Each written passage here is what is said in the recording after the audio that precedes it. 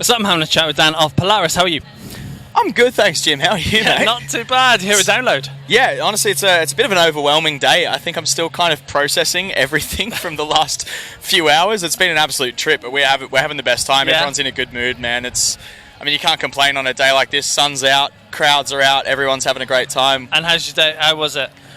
I don't even know how to describe it, man. I'm still overwhelmed. I don't think my body's recovered. I feel like I'm still in shock, to be honest. I don't think I've been that nervous for a show in at least about 2 years, but it was everything I wanted it to be, honestly. It was just so much fun. The crowd was really receptive.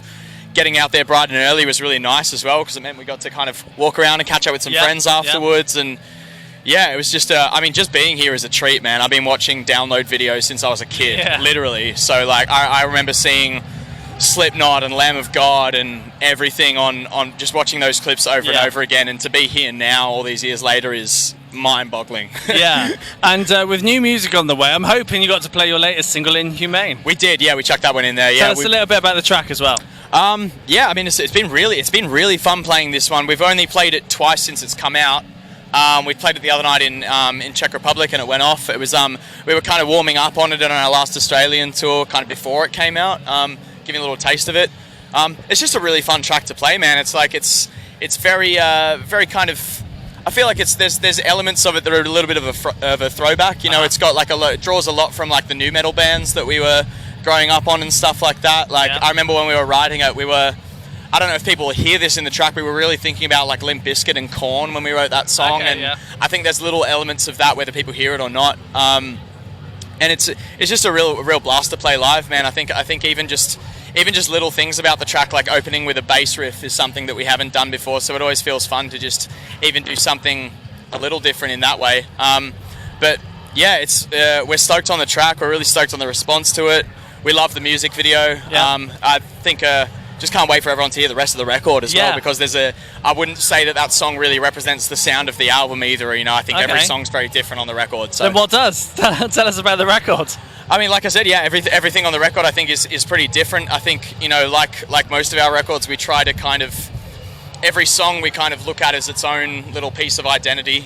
We try to kind of cross little micro subgenres within each song and stuff like that. So there's songs like that. There's songs that are a little more that tie into our earlier stuff. Some that show us kind of going in a little bit of a different direction and stuff like that. But it's hard to put too many words on it. I think people just need to hear the record. So come September, we'll see how everyone feels. But we're very psyched on it. We're psyched on the mix, the production, the everything about it. I just can't wait to get it out there, because it's been a long wait. And the sound that you've created with this record, was it the plan to do that, or did it simply turn out that way? I don't think we really ever set out to change, to put a certain sound per record. I think we know who we are as a band, and that's not to say that we're not still exploring that.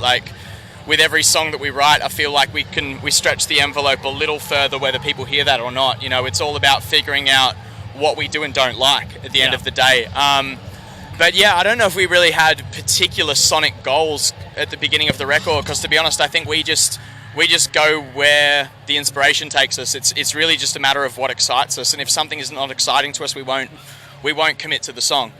So it's really a matter of just fiddling around with until we find something that gets us psyched as a collective, which with 5 people who are all very creatively involved is sometimes a tough task, to find something that we all universally really get excited about. But when we do, we know that there's something special there. So I think every song on the record kind of ticks that box in some way. And with the writing side of things, how do tracks tend to start? We're a funny band when it comes to that. I think there's no real template for how a song starts. A lot of songs start with guitars, but some of our songs start with vocals first. It really depends who's got the.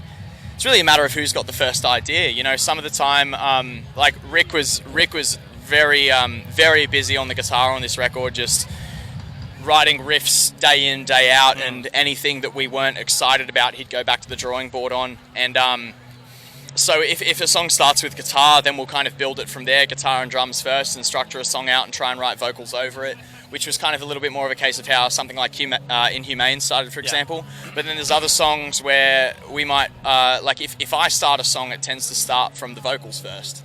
So it really depends who's got the initial idea. So yeah, I mean, a lot of the time we'll tend to kind of start with a chorus or maybe a verse idea as well with the vocals, and kind of reverse engineer it from there, figure out what works best underneath that vocal hook, and then work from there. But like I said, every song kind of comes together in a different way for us. Yeah, good. And once you've got the demo sorted, how do you then get it from that demo to a finished track? I mean, that part is a relatively simple process. I mean, it's just a case of, you know, finding time to get a few of us in the room, get Jake and Jamie on a microphone, and test out stuff. I mean, if you look at Inhumane, for example, the first few vocal ideas that were recorded on the demo, none of them remained in the song. We didn't have a lyrical direction to start with, and we were just kind of throwing things in there that worked. And then what tends to happen is that in the process of just kind of throwing ideas in there, rapping over a track or whatever it takes, you know, or like even scatting over something or putting nonsense lyrics in there. Yeah. You might not think it's going anywhere until a few months later you find the right words to match that pattern, and then we end up months later coming full circle and winding up back on the first vocal pattern that we started with, but with new lyrics. So it's, yeah, I feel like there's no real distinct system to it. Everyone's different, but whatever it takes to get the track to a finished state, you know, Yeah. we'll bring the boys in. Jake and Jamie and I will fire lyrical ideas off each other until we really see a unified direction coming together. And then as soon as there's something solid that we're all excited about, then we start kind of pursuing that. And then generally once we know what the song is about and what the direction is, then it starts to accelerate a little bit and we get there a bit quicker. And once you find the main vocal hook, I think that's when things really start to happen. So it's all a matter of, like, it's kind of a game until that starts, and then when you find the central vocal hook, then you can really shape the whole song around it, for me at least, yeah. Good. Well, I look forward to your new scat record. Yeah, absolutely, yeah. Something you should definitely do. Absolutely, yeah. Can't wait. Whatever Cheers. it takes, man. Thank you very much. Pleasure. Thanks so much. Appreciate it.